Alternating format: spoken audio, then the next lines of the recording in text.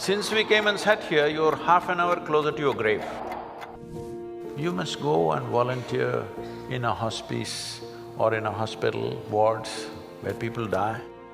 Last moment when it comes, when they die, they're just bewildered.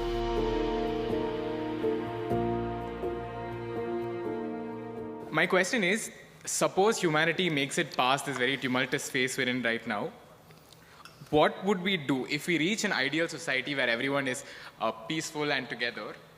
What would our end game be? What would we strive towards? No. Is it a deal between you and these guys?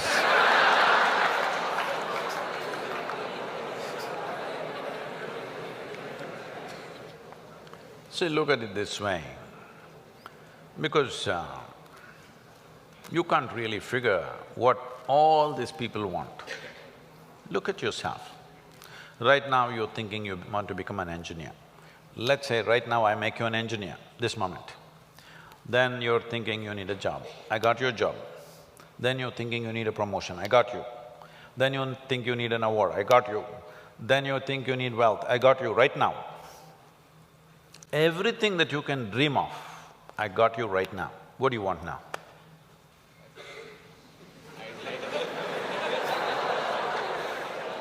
Yeah, I can do that for you.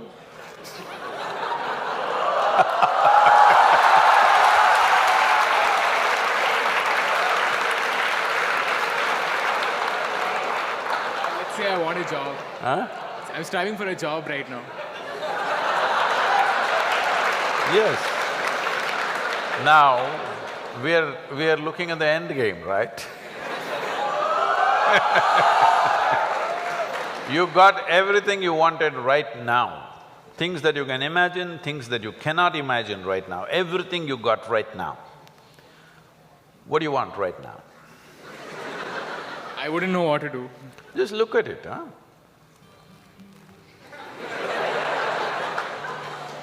See, when you say this, what it means is, all you want in your life, what you're seeking is struggle. To get a job, it must take 3 years, then you will feel, wow, I got a job. Look at all the people who have good jobs, look at them walking on the street.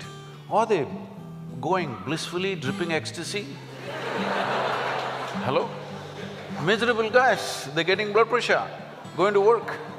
They're getting all kinds of ailments, they're freaking out. Yes? So what do you want? Is there a girl here?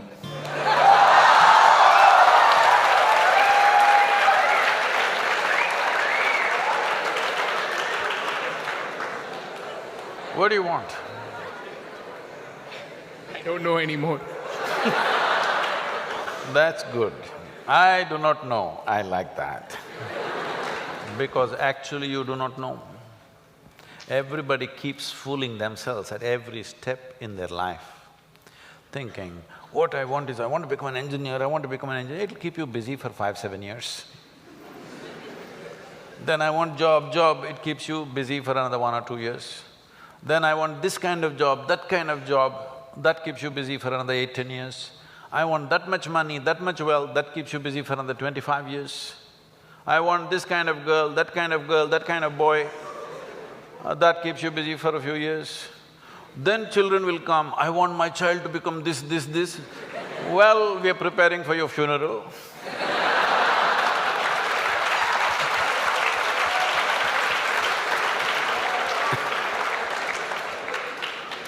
You need to understand just this.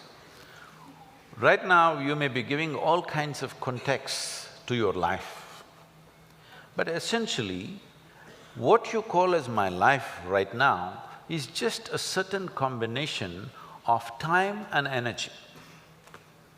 Yes? As you sit here, time is rolling away for all of us. Can you roll it back? You're an engineer. Can you roll it back? Yesterday was not fruitful, so I'll roll it back. Can you? It's rolling away for all of us. As we sit here, what is ticking away here is not the clock. What is ticking away is our life, isn't it? Since we came and sat here, you're half an hour closer to your grave. It doesn't matter how young you are getting there, isn't it? Yes or no? So it's a certain amount of time, and that time nobody can manage because it rolls at the same pace for everybody. You do something, you don't do anything, you sleep, you're awake, you're happy, you're unhappy, do whatever the hell you want, it just keeps rolling mercilessly, isn't it? So there is energy that you call as life. This, you can pitch it at different levels. If you're like this, I'm talking about the classroom expression, you know.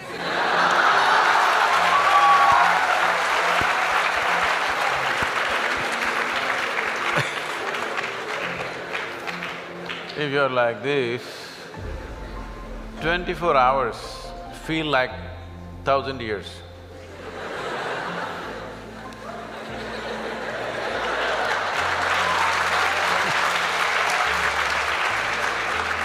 But have you seen on a certain day you're very happy, 24 hours, poof, went off like a moment? Yes or no? So, time is a very relative experience in individual subjective experiences. If you're joyful, if you live 100 years, it feels like a few moments, it's gone. Only miserable people will have a long life. Because if you're miserable, you'll always feel life is too long that you will want to cut it short. But if you're joyful, the possibility that a human being holds, before you look around, it's over, really. But what possibility this carries? So what you need to manage is your energies, because life is a certain amount of energy, it's not limitless, but it can be enhanced.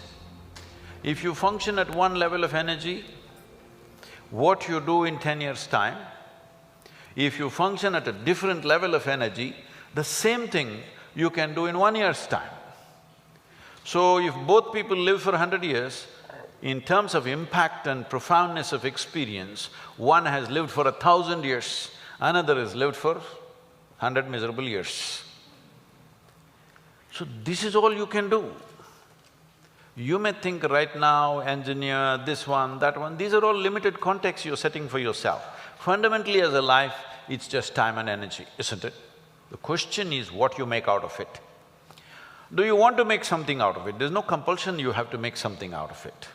When I say making something out of it is not a social phenomena I'm talking. What should you become in the society? That's not what I'm talking. Fundamentally, you have come here in terms of life is you want to experience life. Question is how profoundly. Right now, if people want to experience life, what are they experimenting with? They will experiment… not this, this. Yeah, I know you guys.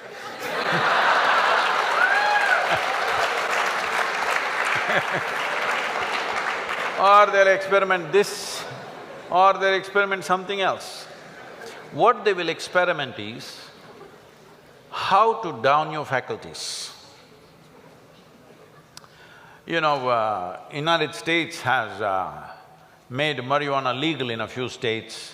So when I went to a few colleges or universities, they're asking me, Sadhguru, why don't you pitch?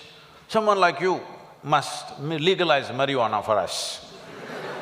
I said, no problem, we'll make marijuana legal, cocaine legal, meth legal. What's the problem? No problem. Only thing is, why is it that you want it to be legal? So that you can smoke up and come to the college, right? It's fine. But let's say you want to fly a small airplane, the pilot comes smoked up. You want to fly with him?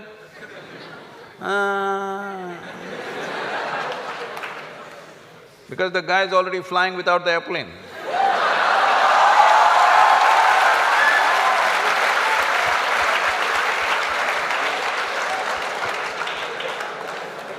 Okay, you're not getting the point. You need a major surgery and the surgeon comes smoked up. You want this surgery? Oh no. Then you clearly understand this lowers your faculties. I want all of you to look at this. Do you believe you can enhance life by lowering your faculties? Hello? If you want to enhance this life, you must super enhance your faculties. That's the only and only way you can enhance this life. You cannot lower your faculties and think your life is getting enhanced. What kind of stupidity is that?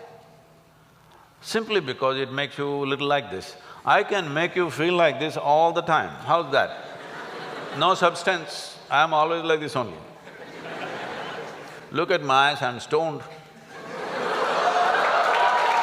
Yeah. Never touch a substance but fully stoned all the time. Because I want you to understand this, the greatest chemical factory on the planet is here.